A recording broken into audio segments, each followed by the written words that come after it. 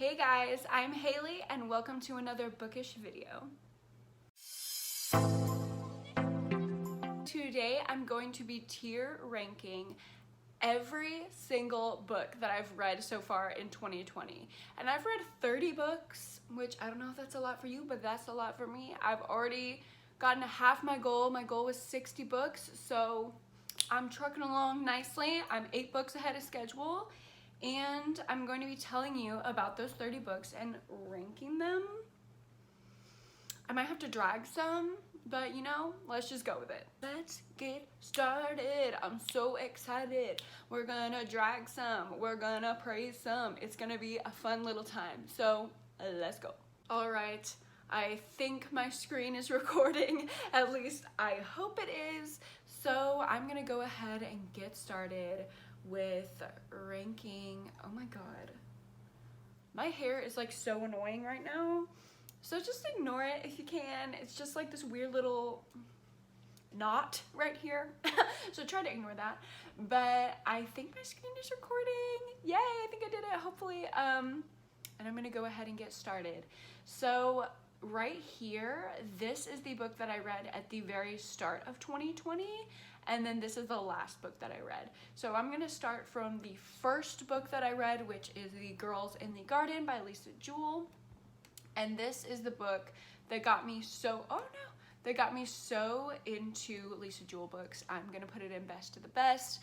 I read it in a matter of hours. Like, I flew through that book in an afternoon, and it's a 300 something page book. Like, it's not necessarily a short book, but it was just so thrilling and page turning, and I had to find out what the mystery was, that I just had to read it all in one day. So that was great, best of the best. The next one that I read was Hercule Poirot, His Christmas by Agatha Christie. And this was like, I read this around the holiday time in early January. I'm gonna put this in meh.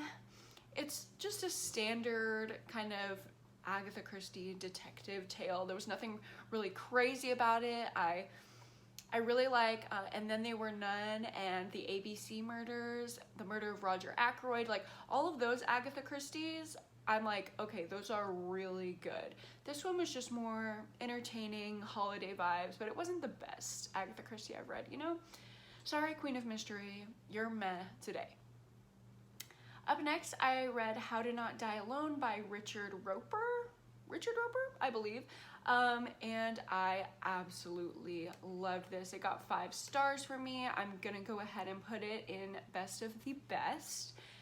It's heartbreaking. If you haven't read it, definitely read it. If you like stories like A Man Called Ove, Eleanor Oliphant is Completely Fine, like things like that, you would love How to Not Die Alone. It's like a dark comedy, like it's definitely funny. There are moments that are hilarious, and then the next paragraph, it's like you want to cry for this man. But it's an amazing story, and it broke my heart, and I cried. So definitely best of the best. All right, then I read One of Us Is Next, which is the sequel to One of Us Is Lying by Karen McManus. And I'm gonna go ahead and say no thanks to this one. One of Us Is Lying is not my favorite book because I am going to school to be a mental health practitioner, and the way that they handle mental health, in particular the topic of suicidal ideation, was not the most graceful handling of those topics.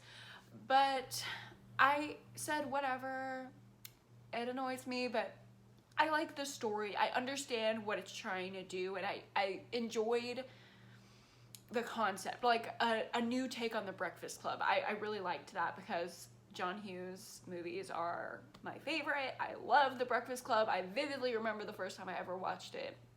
And yeah, I love that movie. So I was really excited for that concept to be in a book, especially a thriller. And it just fell a little flat, but I was willing to give the sequel a chance.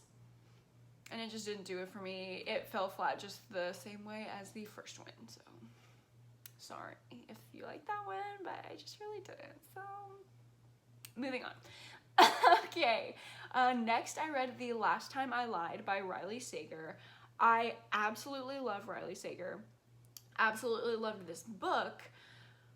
But if I'm comparing it to like Final Girls or Lock Every Door, it didn't quite measure up. I did predict some of the twists, but I had a great time reading it. It was a super quick read and it was very, very good. It was not bad by any stretch of the imagination. It just wasn't my top favorite. So I'm just gonna put that in enjoyed it. Next up, I have Fragments of the Lost by Megan Miranda. This is one of her YAs. It's about a girl who her boyfriend dies under mysterious circumstances. It's suspected to be a suicide, but she thinks otherwise. So she's cleaning out his room with his disrespectful and annoying mother, basically forcing her to clean out his room because she partly blames the girlfriend for his death. So that's kind of annoying, but I think I'm gonna go ahead and put this in disappointing because I liked the concept, I thought it was interesting, but it just didn't pan out the way that I wanted it to. Next up is Two Can Keep a Secret. I keep trying to give Karen McManus a chance, and I actually did like this a lot better than One of Us is Lying. It's about a set of twins that have to move in with their grandparents in the town where their mother grew up and their aunt went missing. And then other girls are going missing, so it's just about that mystery. It's like a small town mystery, read it in a matter of hours, super fast paced, but it was a bit predictable, so I'm going to put it in the meh category. Then She Was Gone by Lisa Jewell. Love, love, love. This was another one that I read super quick. Absolutely love Lisa Jewell. Best of the best. I feel like all the Lisa Jewells are gonna go in best of the best, but sorry, I just love her. So if that annoys you, I don't know what to tell you because pretty sure that's gonna end up happening. Next, I read When Life Gives You Lululemons by Lauren Weiss? I don't know. I'll put it right here because I don't remember right now. But I really enjoy this. It's in the same universe as The Devil Wears Prada. Didn't love that book. Do love that movie. So I really liked that it brought the characters into present day. And yeah, it was a really fun read. It was following three women that are they have different personalities, but they're all like connected, and I don't want to give away how they're connected, but yeah, it's a really great chick litty kind of beachy book, and I enjoyed it. So I'm going to put it in enjoyed it. Next up is Lola and the Boy Next Door. This is the sequel to Anna and the French Kiss, which is a YA romance, and I really loved Anna and the French Kiss. It's so charming and adorable.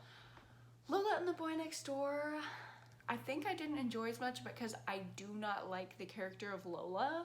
She was very annoying. It seemed like she was trying too hard. She wanted to be like, I'm a quirky girl, you know, and I just really didn't like that. So I'm gonna put it in disappointing because after Anna and the French Kiss, I was really looking forward to the next book in the series, and it just fell a little bit flat for me. But after that, I read the last book in the trilogy, which is Isla and the Happily Ever After, and I did like that one a lot more than Lola and the Boy Next Door. I'm gonna say I enjoyed it. I don't think it was meh. It was better than meh. I was invested in the romance way more than I was in Lola, but yeah, definitely not a top read, but it's better than meh. I'll keep it there. Next up is An Anonymous Girl. I know this is maybe controversial, but I did enjoy that book quite a lot. It was really fast-paced, and even though I predicted some of the big reveals before they were revealed, I still really liked the story and the journey that this book took me on, so I'm going to put it there. Next up is The Possible. This is by the same person who wrote The Leaving. I don't remember her name right now. It's Tara something. I'll put it here. But it's about a girl who, something happened with her mom. This wasn't a very memorable one, sorry. Something happened to her mom, and a podcast is like following what happened to her birth mother, and they end up getting in contact with her and like convincing her to be on the podcast. And it has some like magical elements, but what I really didn't like about this book was the ending. Because the whole time you're like led to believe that something like otherworldly and magical is happening. And spoiler, at the end they're like, nah, not really.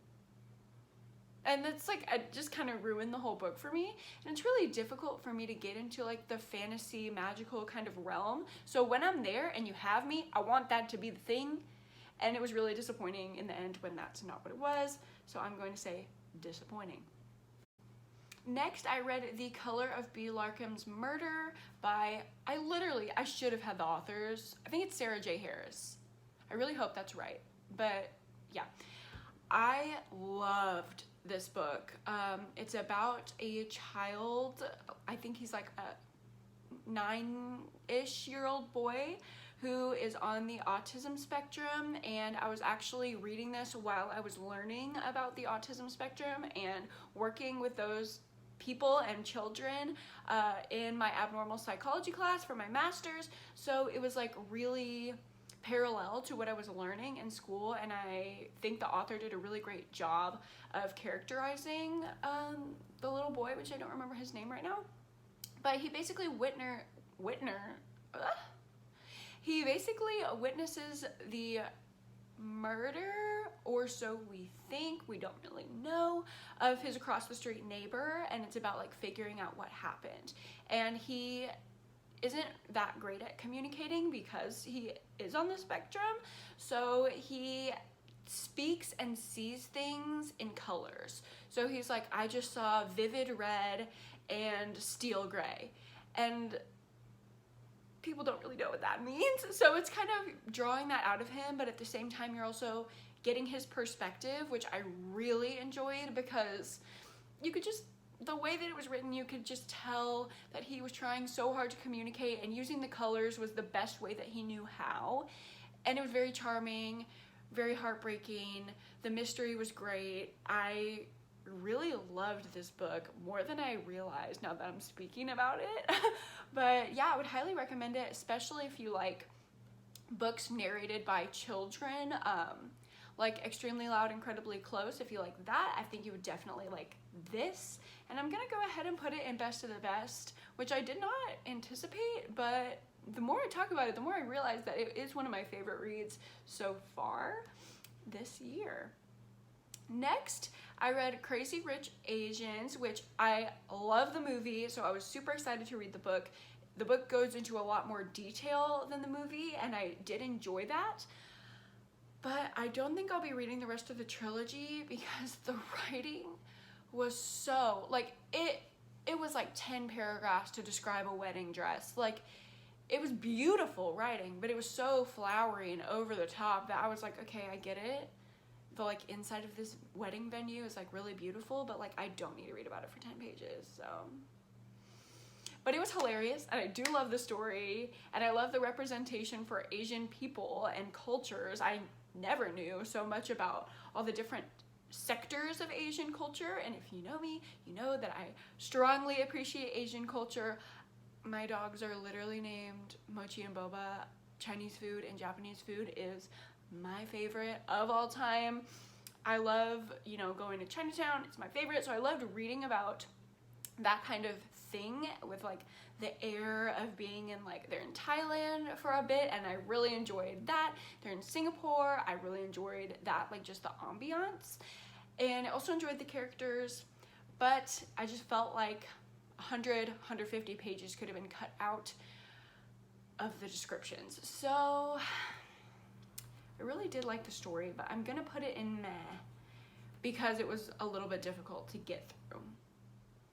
Next up, I read Agatha Christie's Cards on the Table. It was a standard kind of, Agatha Christie mystery. Like, they are very formulaic, but I do really enjoy them. They're super quick reads for me, and they're very entertaining, and they keep me up all night. I'm like, okay, I just have to find out what happens. So I'm gonna put it in enjoyed it. Again, wasn't the best Agatha Christie that I've read, but still really entertaining and worth the read. Oof, okay. Next up is You Are Not Alone. I really liked like the first 2/3 of this book, and then the end started happening, and I don't even know what that was.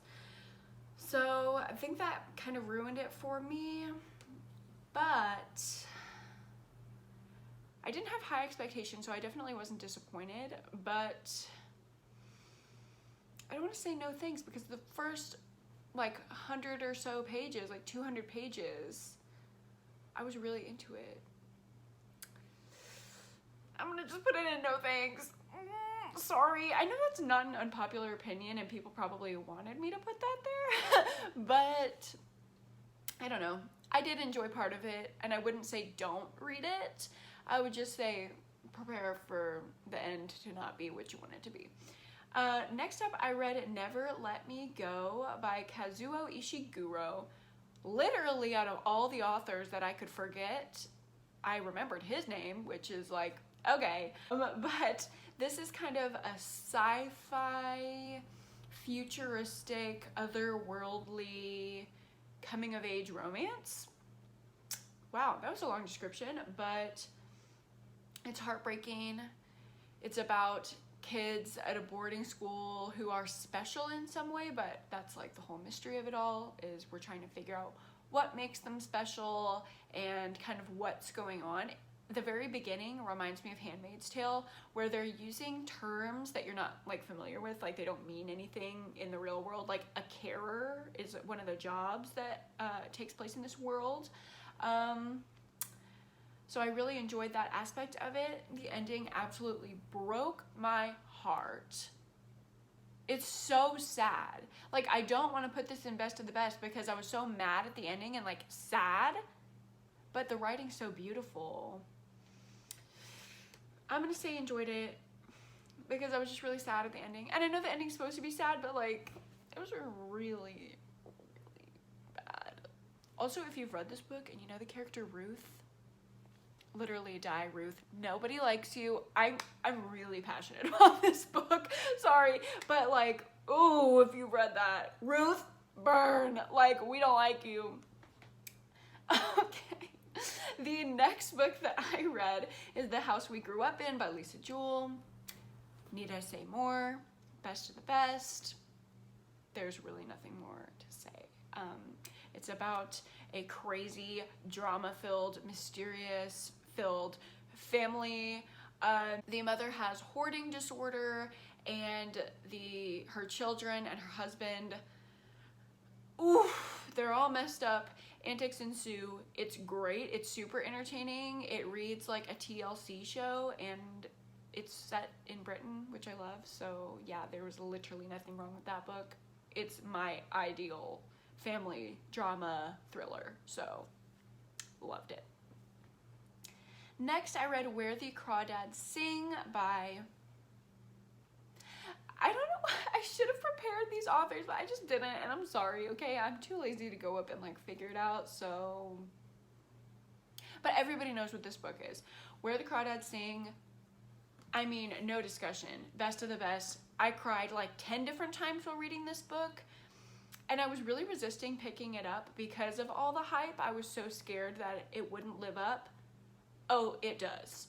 It's like a beautiful, heartbreaking mystery because you're trying to figure out what's going on. Not all is revealed, and there is a murder and a court case that goes along with that, so it kind of turns into a courtroom thriller about 2/3 of the way through, and I really enjoyed that aspect. I think the courtroom scenes were done really well, but you're also following the marsh girl, who is like this girl who lives in the marsh. Who would have thought?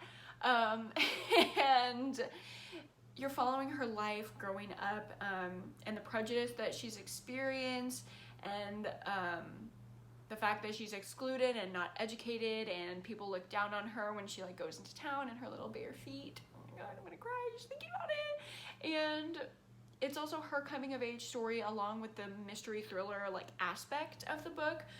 And there's a romance aspect, and I just love it. It's absolutely heartbreaking, and the ending is like, I'm sorry, what? Like I was like reading and I was like crying, and then I read the end and I was like, I'm sorry, what? What? Like the ending is not sad. The ending is like, what? So I really enjoyed that. It didn't leave me on like a weepy note. It left me on like a, this book is amazing. Following that, I read Night Film by Marisha Pessel, I'm pretty sure. And wow, I was putting this book off because it's, not only is it large, it's 600 pages, but it's like thick and heavy. Like I had to rest my arms on a pillow while I was reading because I could not hold up this fat ass book.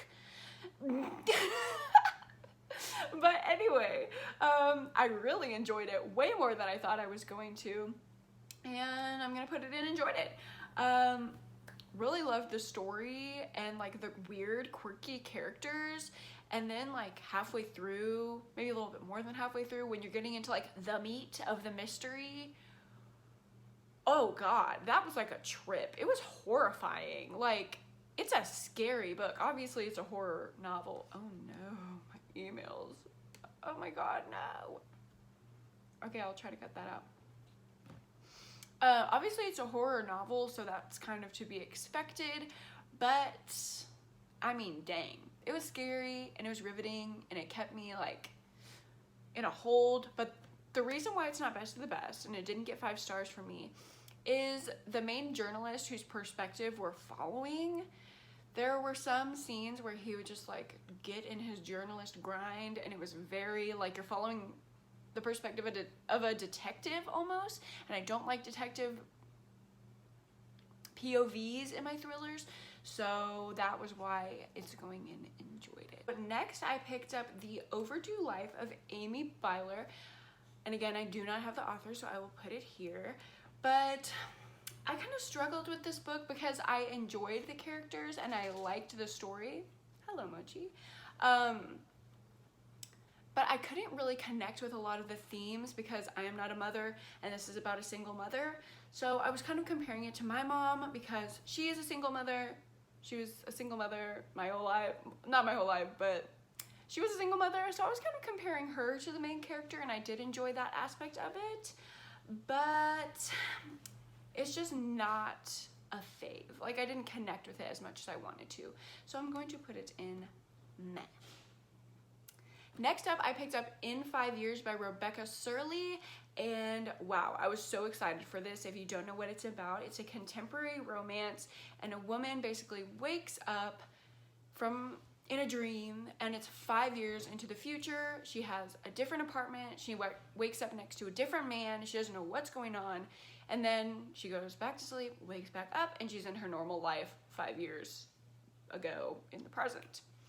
So it's her journey trying to figure out and maybe stop or alter how she got there. And it turned into something that I didn't expect, but I really enjoyed it.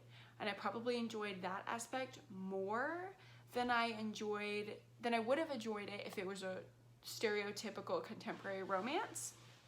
So I'm going to put it under enjoyed it. Next up, I read Sadie by Courtney Summers. I know this is a really hyped YA thriller mystery book on YouTube, and I really wanted to like it a lot, and I did enjoy it because it was fast-paced and it kept me turning pages, especially the chapters that were about the podcast, about the missing girls. But I don't know. It just didn't end with like the feeling, you know, that feeling you get when a thriller ends and it's like so satisfying because you know the outcome. It wasn't an ambiguous ending in any way, but it just wasn't satisfying to me. And I feel like the story just went so quickly almost that it just went by and I was like, oh, okay, that's what happened. And I didn't really have time to stew with it. Maybe that's my fault because I did read it in one day, but I'm gonna put it in meh. I like the way that they approached some of the more difficult topics in Sadie, such as sexual assault and sexual abuse, but that couldn't save it for me because I don't know, I was just very disconnected from the story and it felt like it was a little too fast-paced, if that makes sense. Next up, I read A Man Called Ove. Here's the author. I'm so sorry. I loved this book. It's basically about a quirky old man who is dealing with the loss of his wife, and his neighbors are like bringing him out of his shell, and it's the story of how they all got to know Ove, and it's endearing and wonderful. I absolutely loved it. Where should we put him? I don't know if it was best of the best, but it was very endearing, and I think it was set in like Poland or something, like another European country that's not in the UK, but that was very interesting to read a book that was set in a different location, so I really enjoyed that aspect of it, but I just don't think it quite edged its way into best of the best for me. So these last 5 I read for my latest video, or a video that I posted recently. I don't know when this is going to go up, but I actually read The Guest List by Lucy Foley. I've heard it pronounced both ways, not really sure. And I enjoyed it a lot. It was a 5-star read. So I'm going to put it, actually, you know what, if I'm thinking of it in the context of every thriller I've ever read, it's not best of the best. I'm going to put it in enjoyed it. I'm sorry, but that's just what I'm going to do. Blood Orange, if you watched that video, you know how I felt about it. It's just meh. Also, I'm going to link that video in the cards right here if you haven't seen it, so you can get my full thoughts on all of these thrillers. Wife Between Us, no thank you. Oof. Greer Hendricks and Sarah Pekkanen, I am very sorry. Both 2 of your 3 books are down in my no thanks category, but look at Anonymous Girl. She's up here. You got to pull it out with the next one because I really enjoyed an Anonymous Girl. And I know that's unpopular, but I did. Next up, I Found You by Lisa Jewell. She's Lisa Jewell. She's going to be a 5-star, pretty much, for me. The only exception to that I've read so far is her latest novel, The Family Upstairs, because it was just a different avenue for Lisa Jewell. It was more historical thriller in some chapters, and I didn't really vibe with that. My least favorite genre is historical fiction, so I don't know, maybe that's just me. And then the last book that I read in 2020 so far is Pretty Girls by Karen Slaughter. My new favorite thriller of all time. Best of the best of the best of the best. Extremely graphic, extremely traumatizing, so scary, but I highly recommend it. It was amazing, and I can't wait to read more Karen Slaughter. So yeah, this is my final tier ranking, and I feel like this is pretty good. Obviously, in an ideal world, the best of the best category would have the most, but I feel like I really enjoyed the great majority of the books that I read. Even the meh category, they're still really good. Like, I still enjoyed those books. There were just aspects of it that I didn't quite connect with. And then I only had 6 out of 30 in my last 2 categories. So I feel really good about that. And yeah, that's gonna be it for today's video. I'm going to link below, like I always do, my Goodreads, so you can check out my TBR and what I'm reading, my blog, muralsandmimosas.com, and my Instagram if you want to follow me over there. And other than that, you guys have a great day. I will see you next time.